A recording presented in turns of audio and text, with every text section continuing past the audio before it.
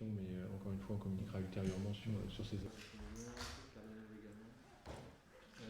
Des investigations complémentaires qui sont en cours et qui nous préciseront les circonstances exactes. À ce stade, il faut rester.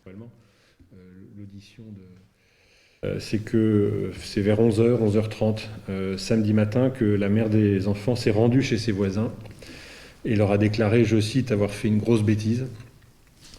Les voisins se sont transportés au domicile et c'est eux qui ont découvert l'aîné de la fratrie qui se prénomme Théo, qui a 15 ans, manifestement malade, indisposé, et les deux frères jumeaux dans leur chambre, Eric et Thomas, Eric avec un K et Thomas sans H, inanimés. L'audition de Théo qui a déjà pu avoir lieu, je vous avais indiqué que ses jours n'étaient pas en danger, il a pu déjà être entendu, confirme à ce stade, même si je n'entrerai pas dans les détails comme vous le comprenez bien de ces déclarations, mais confirme à ce stade l'hypothèse qui est privilégiée par les enquêteurs et le parquet, à savoir l'hypothèse d'une administration volontaire de médicaments en quantité importante au préjudice des 3 enfants, y compris de Théo, au cours de la soirée ou de la nuit. Cette femme était soignée pour dépression depuis plusieurs années.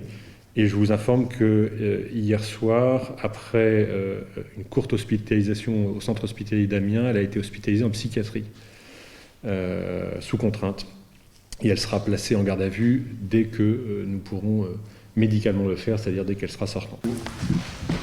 Merci ce document.